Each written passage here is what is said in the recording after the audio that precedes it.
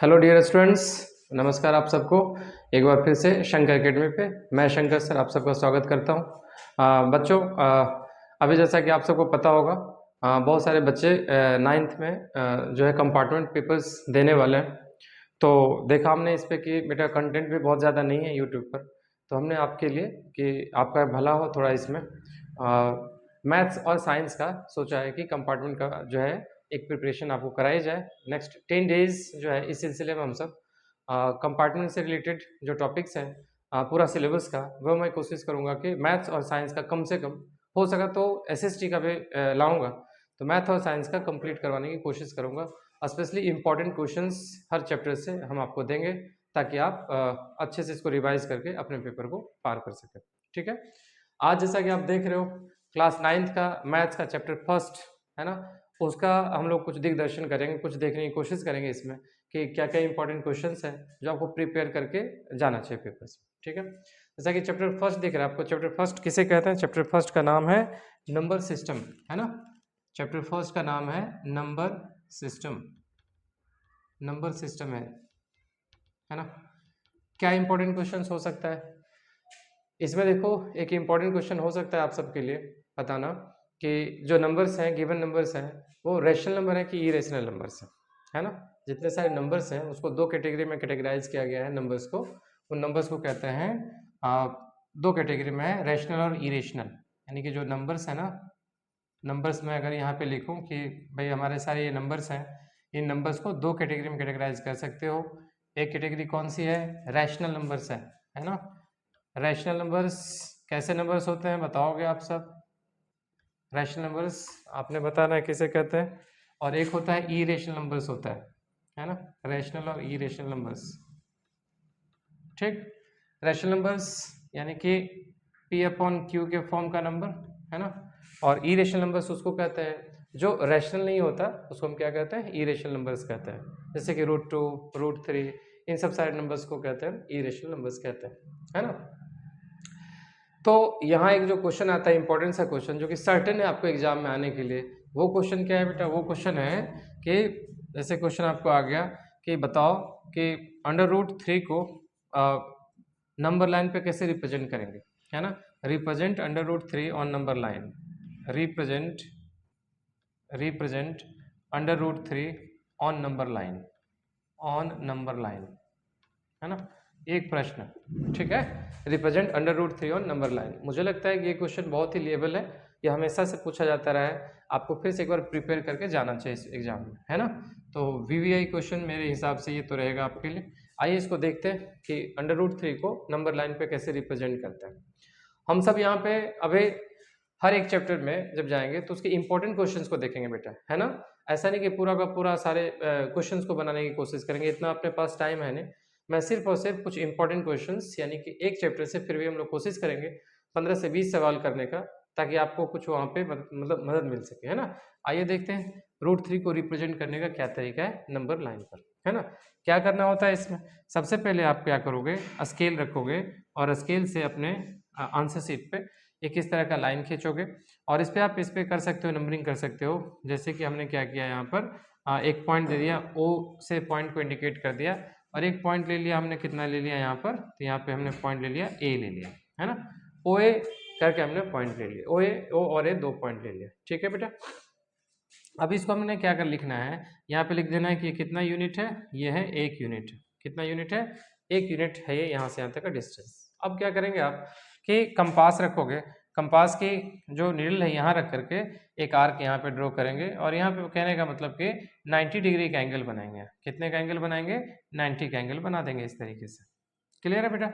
यानी कि O से A तक का डिस्टेंस कितना हमने माना है? 1 यूनिट माना है। अब यहाँ पर क्या होता है, आप सोचते हो कि 1 यूनिट कितना है, क्या 1 सेंटीमीटर है, कितना है? तो यहाँ पे मैं आपको बताते चलूँ कि ये 1 यूनिट का मतलब यहाँ 1 सेंटीमीटर हो जरूरी नहीं है। 1 यूनिट आप अपने कंफर्ट के अनुसार 4 सेंटीमीटर, 5 सेंटीमीटर, 6 सेंटीमीटर ले सकते हो, है ना, ताकि आप यहाँ पे सब कुछ 90 वगैरह बना सकें। अब ये 1 यूनिट जितना होगा, सपोज करो कि ये 5 सेंटीमीटर है ना, ये 1 यूनिट हमारा कितने के बराबर है? 5 सेंटीमीटर है। यद्यपि यहाँ पे इसको आपको लिखना नहीं है, आपको मन में रखना है कि ये 1 यूनिट है, जितना है ये लंबाई, इतनी ही लंबाई की आर्क यहाँ से इस पर कट करनी है, ठीक है। यानी कि यहाँ पे कर देना है कितना, ये अगर 1 यूनिट है तो इसमें भी हम लिखेंगे कितना यूनिट है, 1 यूनिट ही लिखेंगे, क्योंकि जितना ओ ए है उतना ही ये ए से बी तक का पॉइंट हमारा, है ना। अब क्या करोगे आप, अब इसको ज्वाइन कर दोगे बेटा, यहाँ से स्केल रख करके इसको ज्वाइन कर दिया, ठीक है। अब सोचो ये ए भी 1 यूनिट है, ये भी 1 यूनिट है, और ये एंगल हमारा कितना है यहाँ पर 90 डिग्री का एंगल बन रहा है।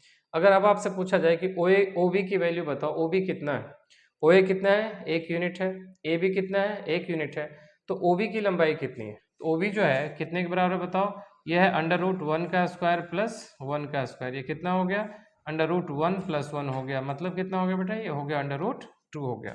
यानी कहने का मतलब ओ से बी तक की जो डिस्टेंस है वो कितना है, √2 यूनिट है ना, दिस वन इज √2 यूनिट है। अब क्या करना है आपको, फिर से कंपास की नीडल यहाँ रखनी है, पेंसिल यहाँ रखनी है, और एक आर्क ऐसे करके घुमाना है आपको, है ना। इस तरीके से आर्क हमने यहाँ पर घुमाया कंपास रख करके इस प्रकार से। तो एक और पॉइंट हमें यहाँ पर मिल रहा है, वो पॉइंट है सी है। सपोज कि इसे मैं थोड़ा और अभी बढ़ाता हूँ, ठीक है। तो ओ से सी तक का जो डिस्टेंस है, ये जो डिस्टेंस है ओ से सी तक का, है ना, अपना जो ओ सी है वो कितने के बराबर है बेटा, ओ सी जो है ना ये है हमारा अंडर रूट 2 के बराबर। पूछो कैसे अंडर रूट 2 हुआ, क्योंकि इसलिए हुआ क्योंकि यहाँ से ये डिस्टेंस कितना √2 है, तो रेडियस हमारा जितना ये है वही तो रेडियस ये भी है ना, जितना कि ओ बी है उतना ही ओ सी है, तो जितना ओ बी और उतना ओ सी है, तो ओ बी अगर √2 यूनिट है तो ओ सी भी कितना है √2 यूनिट है, तो this distance is also √2 unit हो गया, इजंट दैट, √2 यूनिट हो गया। अभी हमें क्या ड्रॉ करना था, √3। अगर बस √2 यूनिट, √2 हमें इंडिकेट करना होता तो उसके लिए इतना एनफ है, ओसी कितना है √2 है, लेकिन हमें तो √3 चाहिए। उसके लिए क्या करेंगे हम, यहाँ फिर से एंगल सी पर ऐसा करेंगे कि यहाँ पे 90 डिग्री का एक एंगल बनाएंगे यहाँ पर, है ना, इस तरीके से जैसे 90 बनाते हो। 90 मान के चलता हूँ कि आपको 90 आता होगा, तो आप देख भी सकते हो। यहाँ से एक आर्क यहाँ लेंगे, फिर एक आर्क यहाँ लेंगे, फिर यहाँ से एक आर्क यहाँ लेंगे इस तरीके से, और फिर यहाँ से यहाँ लेंगे एक आर्क, और इस प्रकार से आपको 90 का एंगल बनेगा, ठीक है बेटा। तो जितनी हाइट इसकी थी, जितनी ए बी की हाइट थी, उतनी यहाँ से हम ले लेंगे सी डी की हाइट ले लेंगे, यहाँ से भी इसको कट कर लेंगे। इस प्रकार से सी डी भी कितना है 1 यूनिट ही है ना, this one is 1 unit, right. अब हमारा क्या काम है, अब हमारा काम है ओ से डी को मिला देना, तो यहाँ से ओ से डी को मिला देते हैं इस तरीके से। ये जो ओ डी है ना, दिस ओ डी, इसकी लेंथ कितनी पड़ती है, इसकी लेंथ पड़ती है अंडर रूट 3 यूनिट पड़ती है, ठीक है। अंडर रूट 3 यूनिट हो गई ओ डी। अब यहाँ से कंपास रख करके और यहाँ पेंसिल रख करके यहाँ से जब आप आर्क घुमाते हो तो ये जो है कितना आ जाता है, जो हमारा यहाँ से ओ से लेकर के ई तक का जो डिस्टेंस हो कितने के बराबर है, यही हो गया अंडर रूट 3 यूनिट के बराबर हो गया। मुझे उम्मीद है कि आपको ये समझ में आया होगा। एक बार फिर से इसको मैं समराइज करता हूँ आपके लिए, क्योंकि क्वेश्चन क्या है, बहुत ही इंपॉर्टेंट क्वेश्चन है। √3 को रिप्रेजेंट करना है, इसमें हमने √2 को भी रिप्रेजेंट किया है, √3 को भी रिप्रेजेंट किया है। सबसे पहले हमने क्या किया, एक लाइन खींचे, है ना, ओ, और उस पे ओ और ये 2 पॉइंट्स इस पे हमने जो है कि इंडिकेट किया। इसको सपोज कर लिया कितना 1 यूनिट। ये 1 यूनिट कितना हो सकता है, ये 1 यूनिट अपने कंफर्ट के अनुसार 3 सेंटीमीटर से लेकर के 6 सेंटीमीटर 7 सेंटीमीटर कुछ भी आप ले सकते हो। यहाँ पे हमने यहाँ लिखा है 5 सेंटीमीटर। फिर क्या करता है, ए पे 90 डिग्री का एंगल बनाता है, ठीक। फिर जितनी ओ ए की लेंथ है उतनी ही लेंथ किस पे काटते हैं, ए बी इस वाले लाइन पे काटते हैं, और हमें पॉइंट मिलता है क्या, बी पॉइंट मिलता है। और फिर क्या करते हैं हम लोग, इस ओ को बी से ज्वाइन कर देते हैं।